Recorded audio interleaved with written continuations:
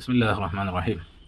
പ്രിയപ്പെട്ട കുട്ടികളെ, 3ാം ക്ലാസ്സിലെ തദ്രീബ് തിലാവയാണിന്ന് എടുക്കുന്നത്. അതായത് പാദവാർഷിക പരീക്ഷയ്ക്ക് വരുന്ന ഭാഗങ്ങൾ. അതുകൊണ്ട് തന്നെ എല്ലാ പാഠങ്ങൾ 4 പാഠവും നന്നായിട്ട് പഠിക്കണം. പ്രധാനമായിട്ട് ഇത് പഠിക്കാനുള്ളത് അക്ഷരങ്ങളെക്കുറിച്ചാണ്. ഓരോ അക്ഷരങ്ങളും ഏതൊക്കെ മഖ്റജിൽ നിന്നാണ്, അതായത് വായുടെ ഏതൊക്കെ ഭാഗത്ത് നിന്നാണ് ഓരോ അക്ഷരവും വരുന്നത് എന്നാണ് നിങ്ങൾക്ക് പ്രധാനമായിട്ടും പഠിക്കാനുള്ളത്. അപ്പോൾ 4 പാഠങ്ങളാണ് പരീക്ഷയ്ക്ക് ഉണ്ടാകുക. അപ്പോൾ ഓരോ പാഠങ്ങളും ഇന്നും പ്രധാനപ്പെട്ടത് പറയാം. ശേഷം നമുക്ക് കഴിഞ്ഞ വർഷത്തിലെ പരീക്ഷാ പേപ്പർ, അതിലെ ചോദ്യങ്ങളും ഏതൊക്കെ രൂപത്തിലാണ് ചോദ്യങ്ങൾ വന്നിട്ടുള്ളത്, അതിലെ ഉത്തരങ്ങൾ എന്തൊക്കെയാണെന്നൊക്കെ പരിശോധിക്കാം. എല്ലാവരും മുഴുവനായിട്ട് കേൾക്കണം, കാണണം. അപ്പോൾ 1ാമത്തെ പാഠം ഹുറൂഫു ഷഫത്തൈനി എന്ന്, അതായത് 2 ചുണ്ടുകളിൽ നിന്നും പുറപ്പെടുന്ന അക്ഷരങ്ങൾ. 4 അക്ഷരങ്ങളാണ് ഉള്ളത്. ഒന്ന് വാവ്, മറ്റൊന്ന് ഫ, മീമ്, ബ. ഈ 4 അക്ഷരങ്ങളാണ് ചുണ്ടുകളിൽ നിന്ന് പുറപ്പെടുന്ന അക്ഷരങ്ങൾ. അതായത് ഇതിൻ്റെ പേര് ഹുറൂഫു ഷഫത്തൈൻ എന്നാണ്. പിന്നെ 2ാമത്തെ പേജ്, അതായത് ഈ പാഠത്തിൻ്റെ അവസാനത്തെ പേജ് എല്ലാവരും ഒന്ന് മറിക്കുക. ഒരു ദുആ കണ്ടില്ലേ, റബ്ബി സിദ്നി ഇൽമൻ എന്നുള്ളൊരു ദുആ നിങ്ങളെല്ലാവരും കണ്ടില്ലേ? ഈ ദുആ എല്ലാവരും കാണാതെ തന്നെ പഠിക്കണം, കാരണം ഇത് ഹിഫ്ളിലുണ്ടാകുന്നൊരു ദുആ ആണ്. ഇനി 2ാമത്തെ പാഠം ഹുറൂഫുൽ ജൗഫ് എന്നാണ് 2ാമത്തെ പാഠത്തിൻ്റെ പേര് അല്ലേ. അതിനെന്തും പേരുണ്ട്, ഹുറൂഫുൽ മദ് എന്നാണ്. മദ്ദിൻ്റെ അക്ഷരങ്ങൾ ജൗഫിൻ്റെ, വായുടെ ഉൾഭാഗം എന്നാണ് ജൗഫ് പറഞ്ഞാൽ. അപ്പോൾ വായുടെ ഉൾഭാഗത്ത് നിന്ന് വരുന്ന അക്ഷരങ്ങൾ 3 എണ്ണമാണ്. അതായത് മദ്ദിയായ അക്ഷരങ്ങൾ 3 എണ്ണമാണ്. ഏതൊക്കെ? അലിഫ്, വാവ്, യാ. അലിഫ്, വാവ്, യാ. അപ്പോൾ ഒരു സംശയങ്ങളൊക്കെ ഉണ്ടാവില്ല അല്ലേ?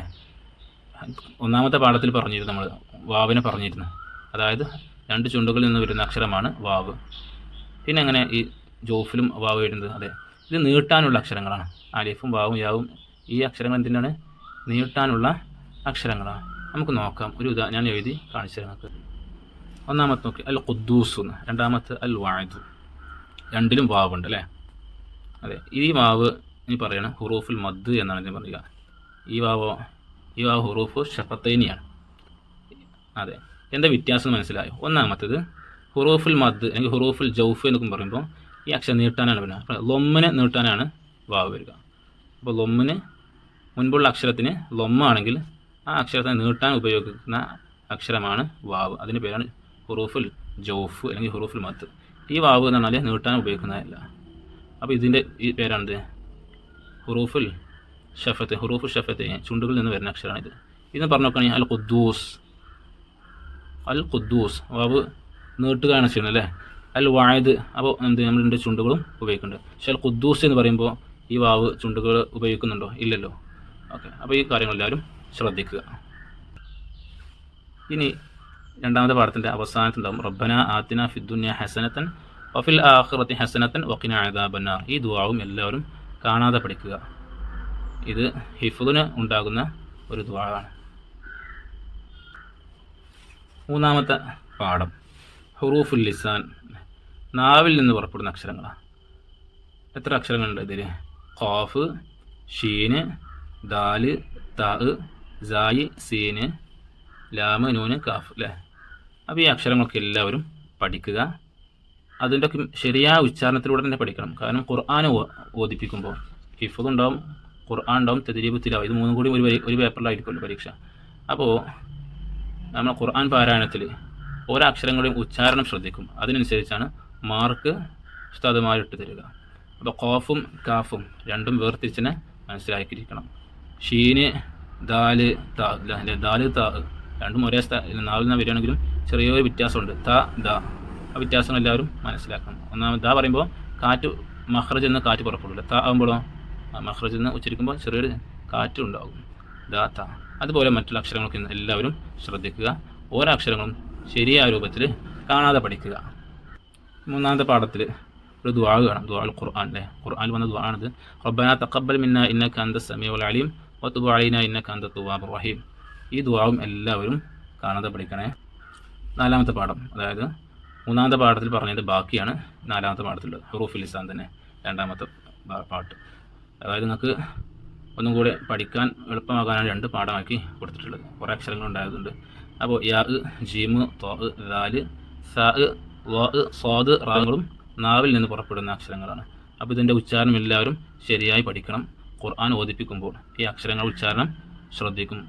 അല്ലെങ്കിൽ തെറ്റായിട്ടാണ് നിങ്ങൾ ഉച്ചരിക്കുന്നത് നിങ്ങളുടെ മാർക്ക് നഷ്ടപ്പെടാൻ സാധ്യതയുണ്ട്. മാത്രമല്ല പരീക്ഷയ്ക്ക് വേണ്ടി മാത്രമല്ല പഠിക്കുന്നത്, നമ്മുടെ ജീവിതത്തിൽ ഖുർആൻ തെറ്റുകൂടാതെ പഠിക്കുകയും വേണമല്ലോ.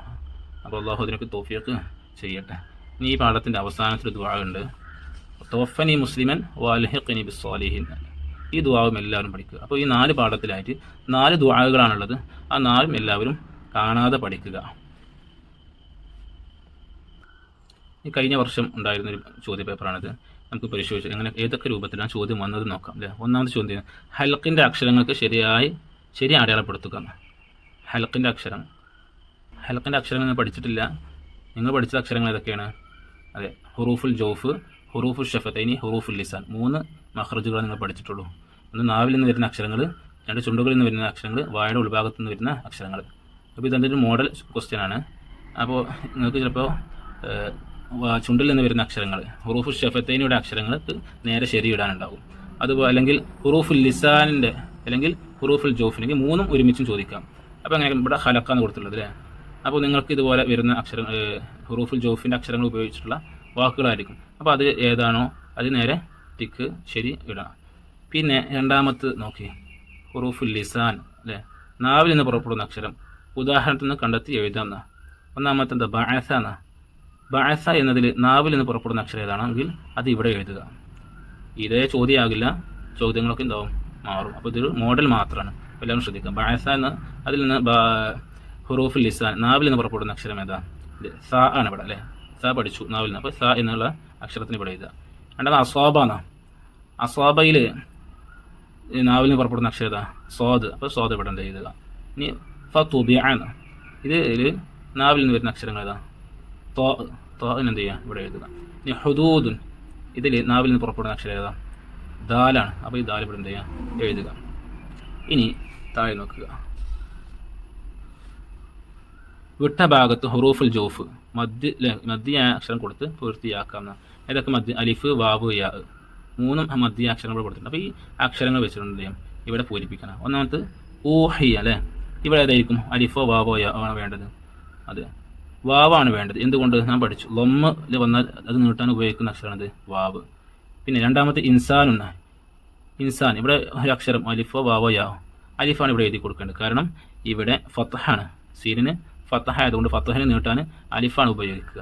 പിന്നെ യുഅ്മിനൂന ഇവിടെ അലിഫോ വാവോ യാ വേണ്ടത്? വാവാണ് വേണ്ടത്. എന്തുകൊണ്ട്? ലൊമ്മാണ്, നൂനിന് ലൊമ്മ. അപ്പോൾ ലൊമ്മിനെ നീട്ടാൻ ഉപയോഗിക്കുന്ന അക്ഷരമാണ് വാവ്. ഇനി അൽ ഖുദ്ദൂസു എന്നത് അലിഫ് വാവ് യാ. ഇവിടെ വാവാണ് വേണ്ടത്, കാരണം ലൊമ്മാണ്. അപ്പോൾ യാന് ഇവിടെ എവിടെ എഴുതി കൊടുക്കേണ്ട. അപ്പോൾ ഇതുപോലെ ചിലപ്പോൾ എന്താവും വേറെ രൂപത്തിൽ ചോദിക്കാം. അപ്പോൾ എല്ലാവരും ഈ കാര്യങ്ങളൊക്കെ ശ്രദ്ധിക്കുക. അള്ളാഹു എല്ലാവർക്കും നല്ല വിജയം നൽകുമാറാട്ടെ. പഠിക്കുന്നത് ജീവിതത്തിൽ കൊണ്ടു നടക്കാനും പ്രാവർത്തികമാക്കാനൊക്കെ അള്ളാഹു തൗഫീഖ് ചെയ്യട്ടെ. അസ്സലാമു അലൈക്കും വറഹ്മത്തുള്ളാഹി.